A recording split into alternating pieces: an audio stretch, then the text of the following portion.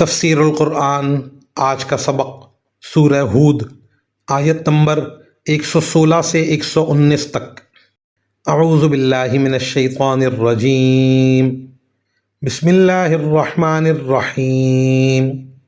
فلولا كان من القرون من قبلكم اولو بقیۃ ينهون عن الفساد في الأرض إلا قليلا ممن أنجينا منهم واتبع الذين ظلموا ما أترفوا فيه وكانوا مجرمين وما كان ربك ليهلك القرى بظلم وأهلها مصلحون وَلَوْ شَاءَ رَبُّكَ لَجَعَلَ النَّاسَ أُمَّةً وَاحِدَةً وَلَا يَزَالُونَ مُخْتَلِفِينَ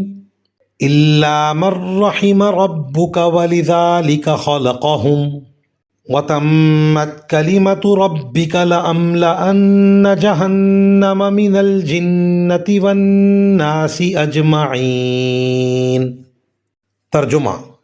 تم سے پہلے جو امتیں گزری ہیں، بھلا ان میں ایسے لوگ کیوں نہ ہوئے جن کے پاس اتنی بچی کچی سمجھ تو ہوتی کہ وہ لوگوں کو زمین میں فساد مچانے سے روکتے۔ ہاں، تھوڑے سے لوگ تھے جن کو ہم نے عذاب سے نجات دی تھی، اور جو لوگ ظالم تھے وہ جس عیش و عشرت میں تھے اسی کے پیچھے لگے رہے اور جرائم کا ارتکاب کرتے رہے۔ اور تمہارا پروردگار ایسا نہیں ہے کہ بستیوں پر ظلم کر کے انہیں تباہ کر دے جبکہ ان کے باشندے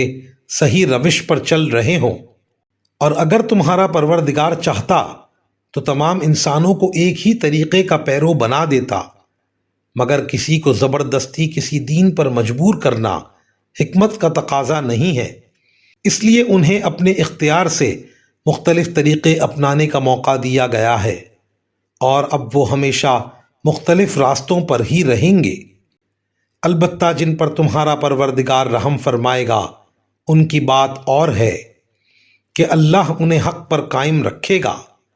اور اسی امتحان کے لیے اس نے ان کو پیدا کیا ہے، اور تمہارے رب کی وہ بات پوری ہوگی جو اس نے کہی تھی کہ میں جہنم کو جنات اور انسانوں دونوں سے بھر دوں گا۔ ان آیات کی تفسیر میں مفسرین کرام لکھتے ہیں، یہ بات قرآن کریم نے بار بار واضح فرمائی ہے کہ اللہ تعالیٰ چاہتا تو تمام انسانوں کو زبردستی ایک ہی دین کا پابند بنا دیتا، لیکن اس کائنات کی تخلیق اور انسان کو اس میں بھیجنے کا بنیادی مقصد یہ ہے کہ انسان کو اچھے برے کی تمیز سکھا کر اسے یہ موقع دیا جائے کہ وہ اپنے اختیار اور اپنی مرضی سے جو راستہ چاہے اختیار کرے۔ اسی میں اس کا امتحان ہے کہ وہ اپنی مرضی اور اختیار کو ٹھیک استعمال کرتا ہے اور اس کے نتیجے میں جنت کماتا ہے، یا اس کا غلط استعمال کر کے دوزخ کا مستحق بن جاتا ہے۔ اس امتحان کی وجہ سے اللہ تعالیٰ نے کسی کو اس کے اختیار کے بغیر زبردستی کسی ایک راستے پر نہیں رکھا۔ وآخر دعوانا ان الحمد للہ رب العالمین۔